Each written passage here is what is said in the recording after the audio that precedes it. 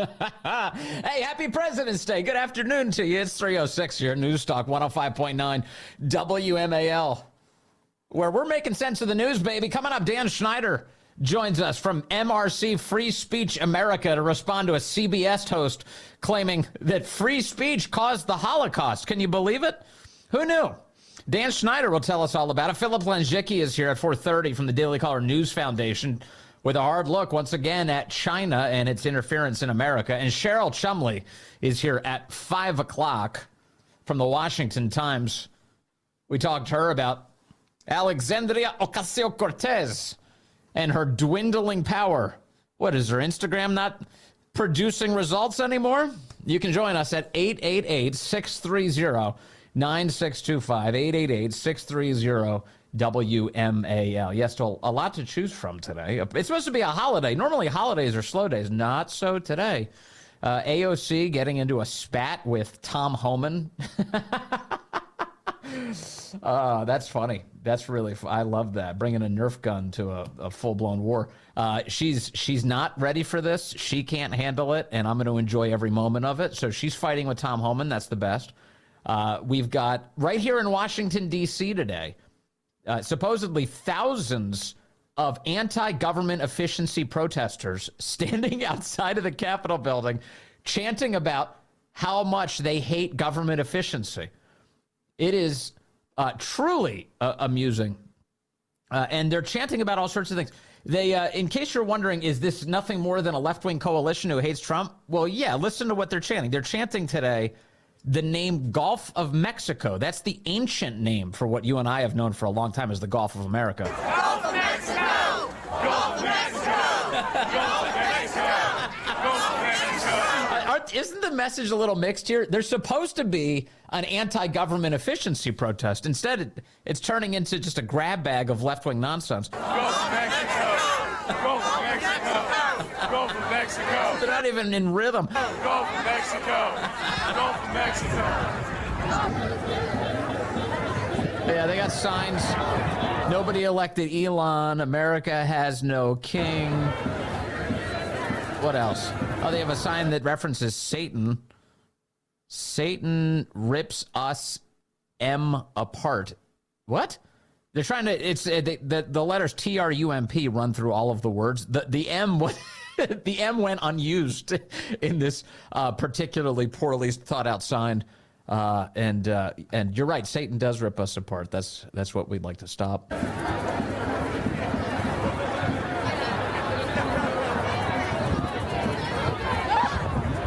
Anti-Doge signs.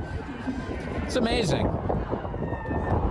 So on a windy yet nice day in Washington, D.C., thousands of anti-government efficiency protesters have shown up. They're outside the Capitol building staging their own little insurrection to keep the government inefficient, which is a hoot. And, you know, I'm glad they picked today, aren't you?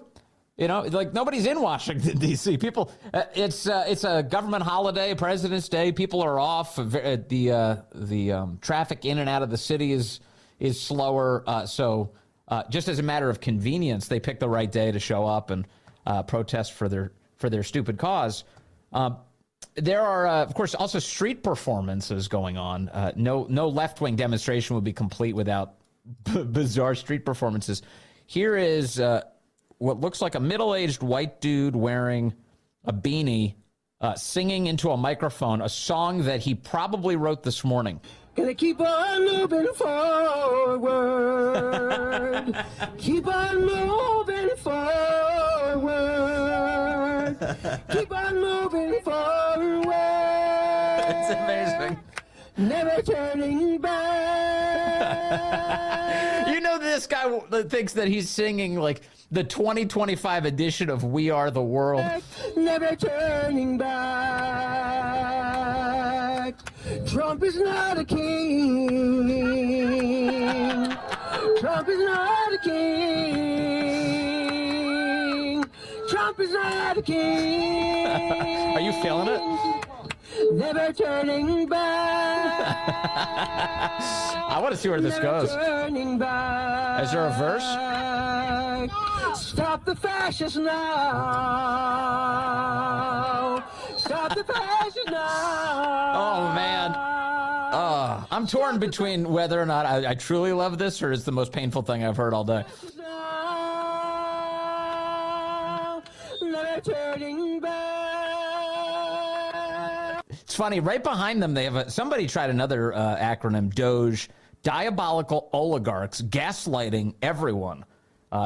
Let's be honest. That's the world we're trying to get out of that they're talking about. Doge's mission is aligned with getting out from under the thumb of the diabolical oligarchs, ending the crony relationships that Washington has with those, quote, oligarchs who don't have your interests at heart. We have been printing money to enrich people out of sight of the American people. And the American people are ticked about this, not just before Trump's election, but going through to today. I mean, there's all sorts of survey data on this. Americans hate the wasteful spending. A majority of Americans think that U.S. foreign aid, for instance, is being wasted, according to a survey just done by the Financial Times. Of those surveyed, more than 60% believe that funding that has been set aside for so-called humanitarian aid was instead being, quote, wasted on corruption or administrative fees, according to the survey just published today. The survey's findings coming amid growing scrutiny surrounding wasteful spending across several federal agencies, including the U.S. Agency for International Development. The Daily Caller with the report on this survey. So Americans are tired of this wasteful spending, and that wasteful spending only enriches people who already own our government. That is being broken here. Talk about people being gaslit. The people who are writing songs to honor the oligarchy are doing that very thing. Never turning back. Mandate is a lie. Mandate is a lie. What is he saying?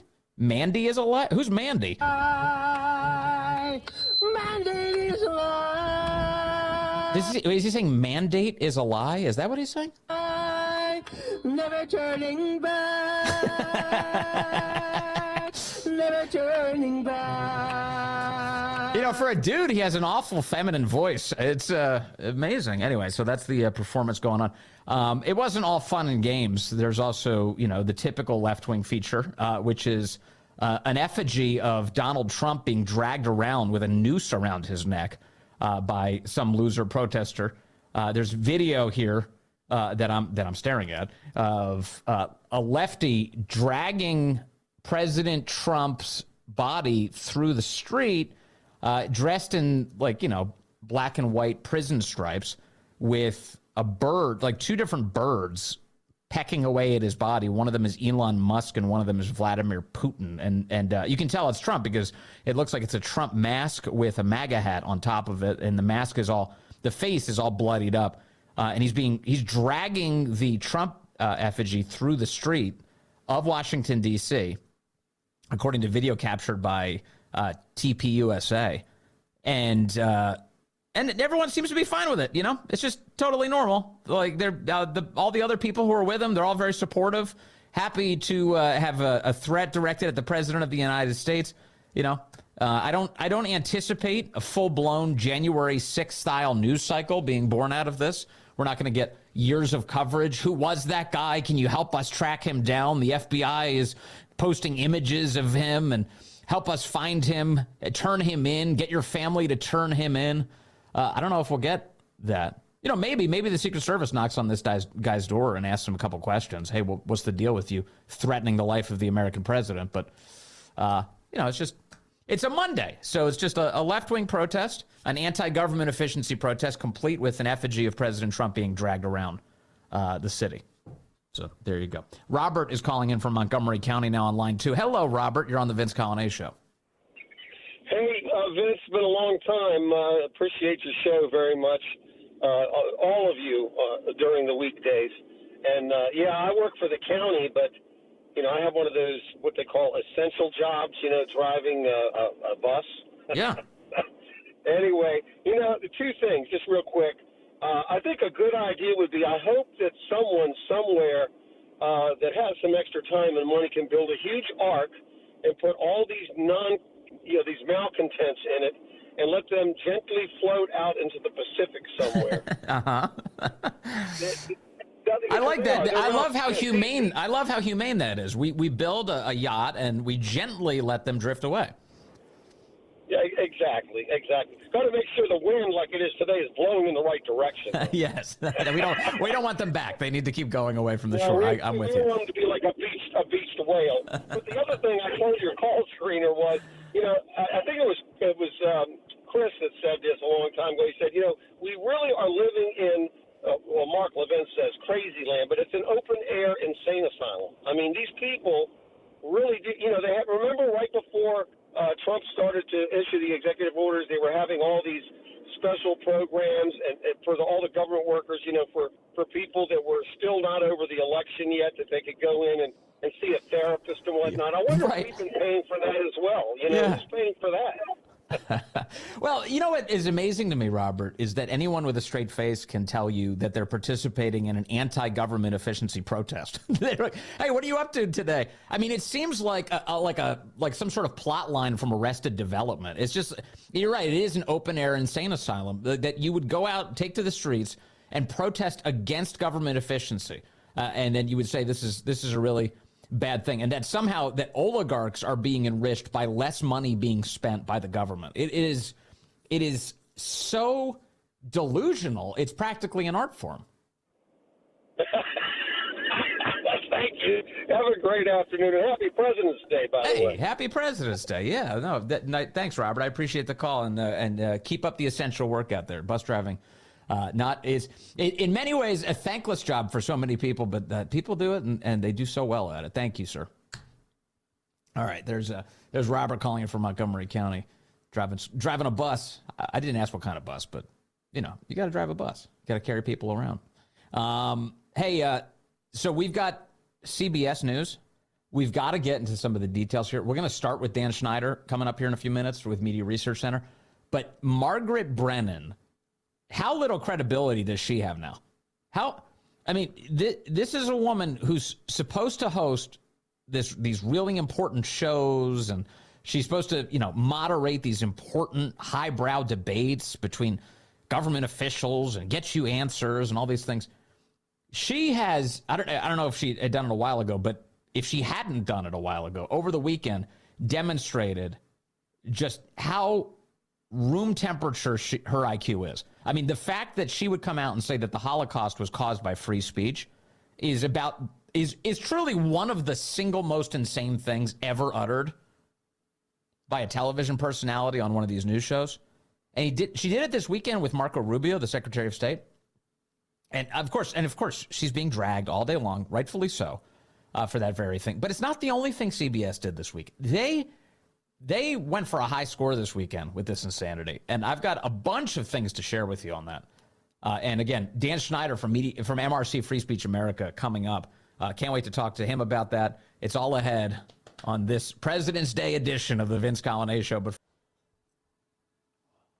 all right, the number to join us today, 888-630-9625, 888-630-WMAL. That's where we find Keith calling in from Winchester now on line 2.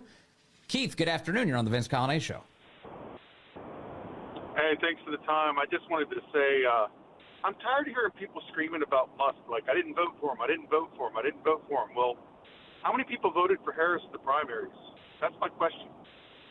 None. Nobody. Yeah, not exactly. a one. Where's the double standard?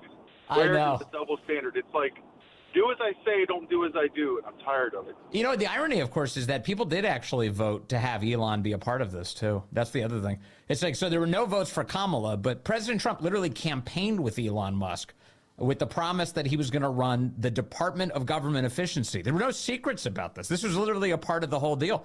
And so when people voted for Trump, they voted with this very public understanding of the role that Elon Musk was going to play. And President Trump is fulfilling that promise to exactly the level that he made it during the campaign. So there's really no surprises here, Keith. In fact, people did actually vote for this. I love it. I love it. I love it. I love it. I know. I can't love it more. Work, man. Keep it up. Thanks, Keith. I appreciate it. No, Keith is right. It's funny. It's funny coming from the left. Nobody voted for this. The people who have like utter resentment for democratic systems because they keep working against them. And then these idiot Dems, they keep thinking that, well, what are we going to do? How are we going to get power back? And it's never, maybe we should change our policies. Maybe we should actually appeal to people by representing what they need in their lives and having a government that reflects their concerns. No, that's not it. No, they think that their problem is messaging. It's always this. It's it's just our message. We just have to focus our messaging. We just have to be better at controlling the narrative. This is the way they think. They've got their new DNC chairman. Quick, what's his name? Yeah, nobody knows. The new DNC chairman was just on MSNBC this morning complaining that, what we really need to do is we need to change our message. People don't know what our message is. If we can only do that, then we win. Then we win. Really? You think it's a messaging problem? That's the issue? Listen to this guy. He was on this morning on Morning Joe. They had the fill-in guys, and this is what the conversation was. We're in Minnesota this election cycle. The transgender ad that the Trump campaign played over and over and over, it became their dominant ad September forward in the election. And you look at that poll, and it does show that women in sports turned out to be a kitchen table issue. How does the DNC move past these hot button issues to reach common ground with the American people and not be out of the mainstream? One of the challenges, I think, for the Democratic Party is we've allowed ourselves to message to smaller and smaller parts of our coalition. And as a result, we've lost the narrative. Who we are as a Democratic Party. Right? There's a poll that showed last spring, and it should have been the canary in the coal mine for all of us, that the perceptions of the two political parties has switched. That the Republicans, the majority of Americans now believe the Republicans best represent the interests of the working class and the poor, and the Democratic Party is a party of the wealthy and the elites. That is just hogwash, right? No. That's completely false. No, it's but true. The reality is for us, we need to focus on the narrative that connects all parts of our coalition. So again, the problem is, well, it's the messaging, it's the narrative. We've got to stop letting people know that we're abusing children. We should hide that detail more so that we can win elections. You keep at it, fellas. You're doing great. You're doing fantastic. Dan Schneider will join us next from MRC Free Speech America. We talked to him about CBS, Margaret Brennan, and the lies they tell. Hey, good afternoon to you. It's 3:35 here, News Talk 105.9 WMAL, where we're making sense of the news. Coming up at 4:30, the great Philip Lenjicki from the Daily Caller News Foundation is here. We'll talk China with him, the Chi-Coms. And at 5 o'clock, the great Cheryl Chumley joins us from the Washington Times, as Tom Homan and AOC are now squaring off. Who's going to win that fight? You can join us at 888-630-9625, 888-630-WMAL. There's a lot of discussion today about Margaret Brennan's ludicrous conversation yesterday on CBS with Secretary of State Marco Rubio, wherein she described the Holocaust as the product of free speech. But let me take you back just a night or two before, when Margaret Brennan was talking about Vice President J.D. Vance's speech this in Europe, where he addressed these Europeans and said, you've got to, there's all these outside threats that we need to be concerned about. But one of the biggest threats is the threat to civil liberties going on inside of your own countries, the threat to free speech going on inside of your own countries.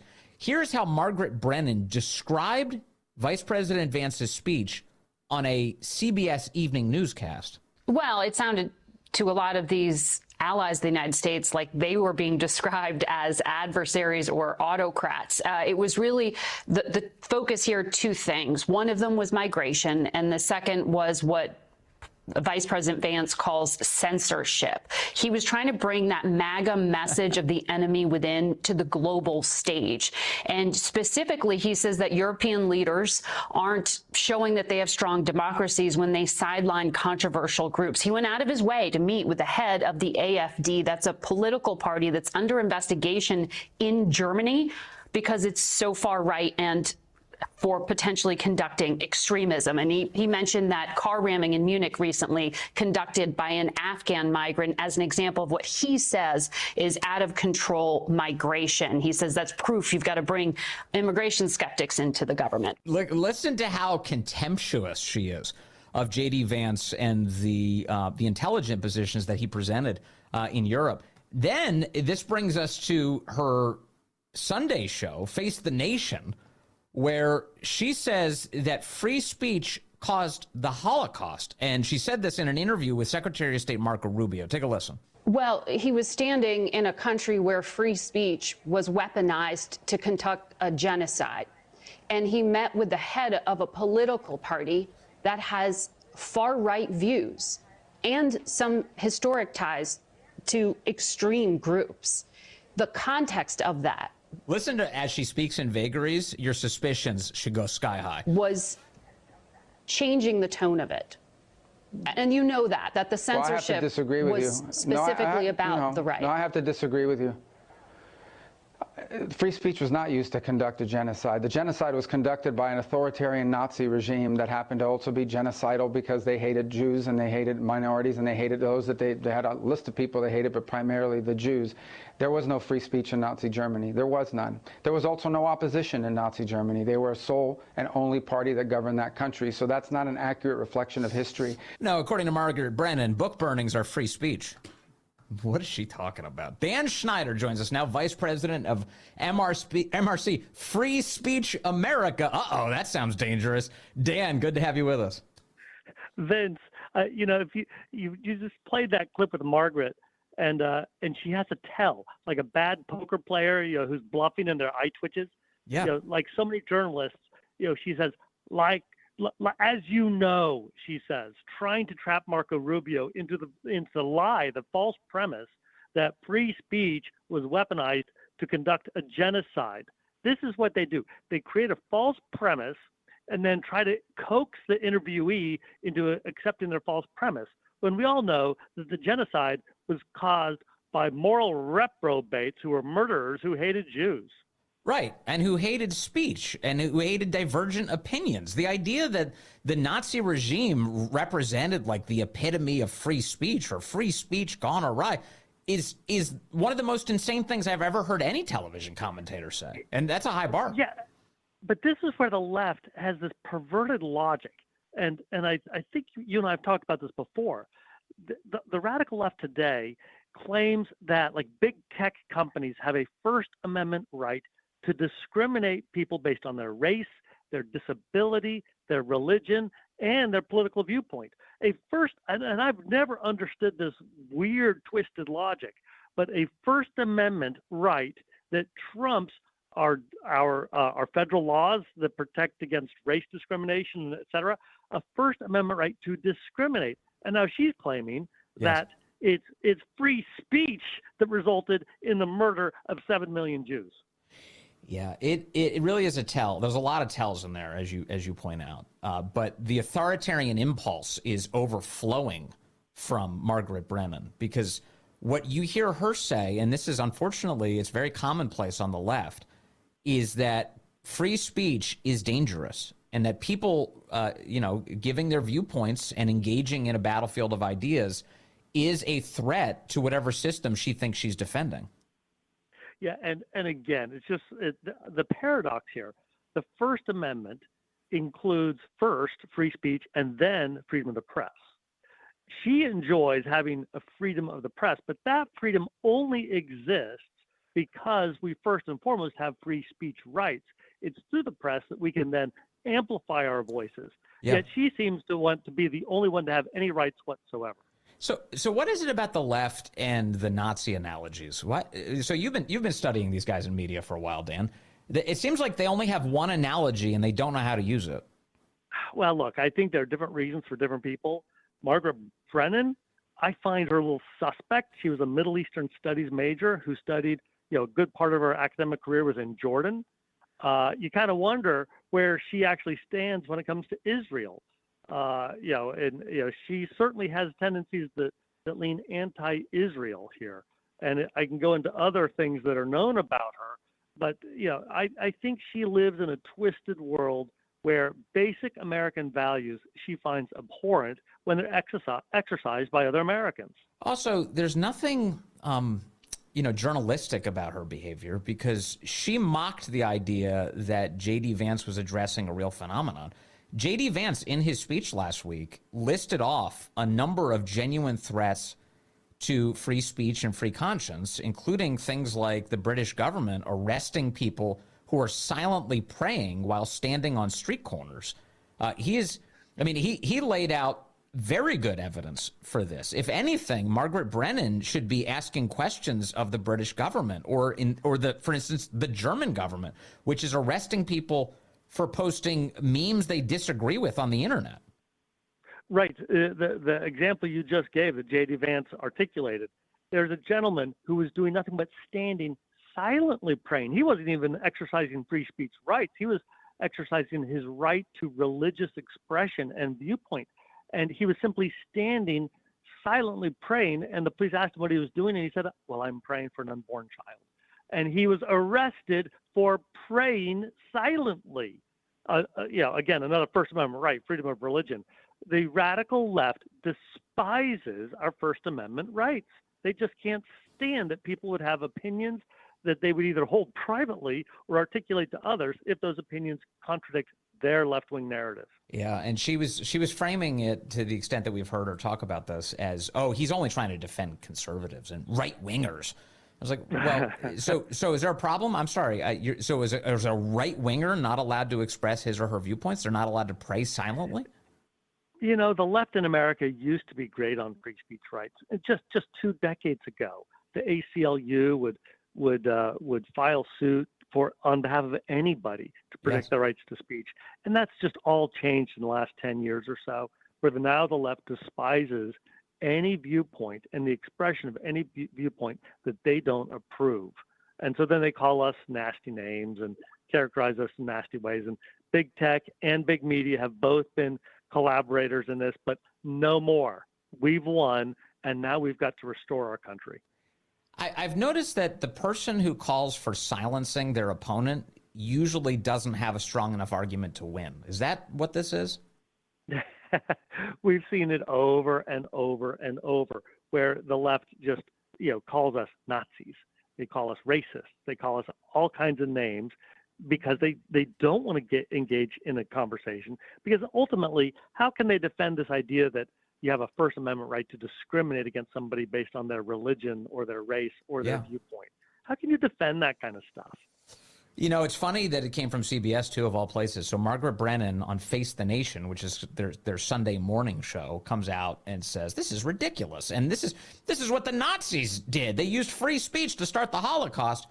And then in the evening on CBS's 60 Minutes, they aired a segment where they interviewed a number of German prosecutors who were proudly saying that they were arresting people for the things that they post on the internet. Take a listen to some of this. This is from 60 Minutes last night. Is it a crime to insult somebody in public?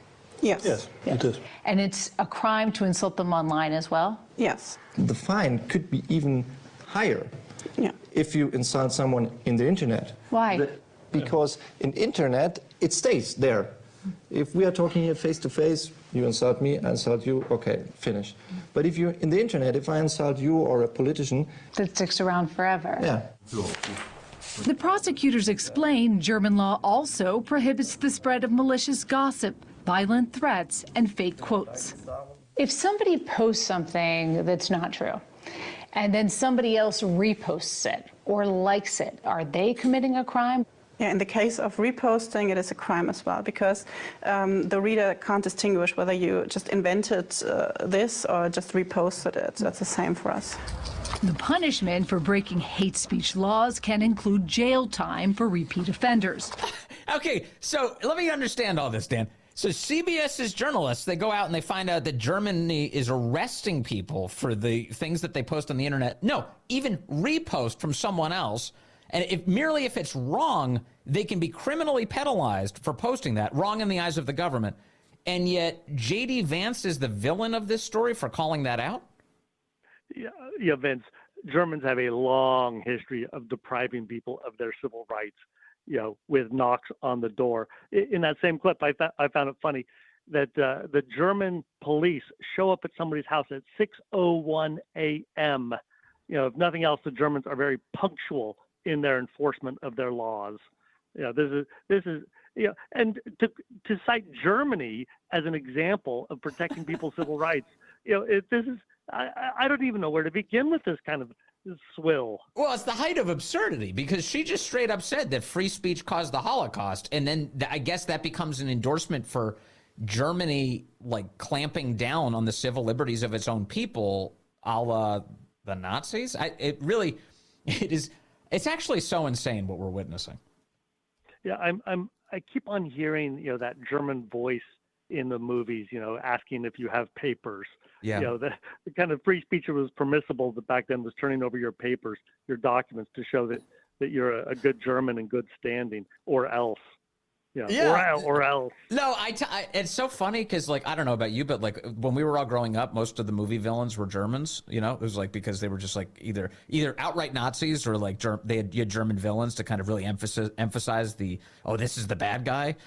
And yet now the left is like turning to Klaus Schwab and these these German prosecutors as like exemplars of the way we need to conduct ourselves. And meanwhile, the rest of us were all trained under the idea that, like, hey, if you're coming in with a heavy German accent saying the government's right and the people are wrong, that's a bad sign. Well, it was very traumatic for me as a kindergartner when we would play, Army, and nobody wanted to be the German, but I had this German last name, Schneider. Yeah. Like I was always forced to be the German, the bad guy. I don't know. Indiana Jones trained me to think that there were problems with that. At any rate, Dan, thank you. With MRC Free Speech America, soon to be labeled a terrorist group by the German government. Good to talk to you today, Dan. Thanks, Vince.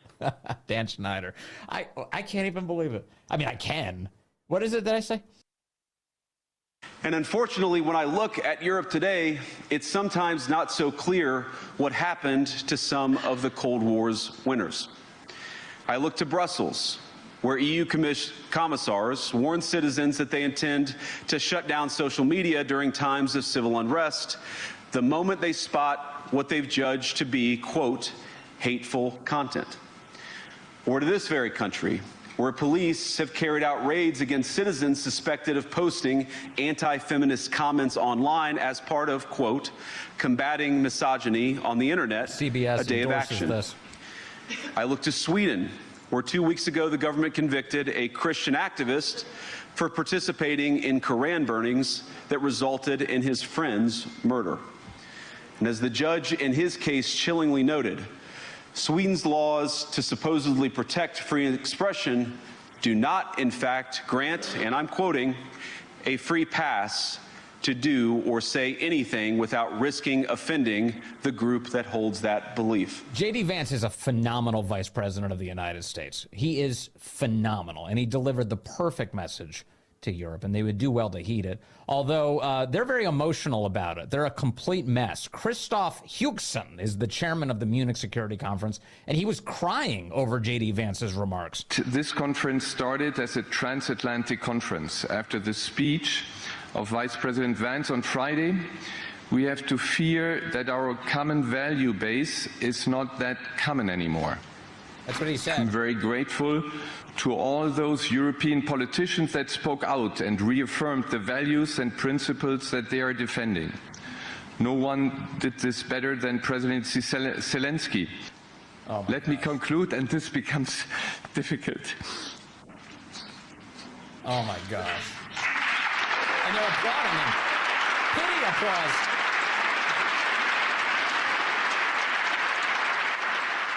Pity applause. He got a hug. Somebody walked up and hugged him.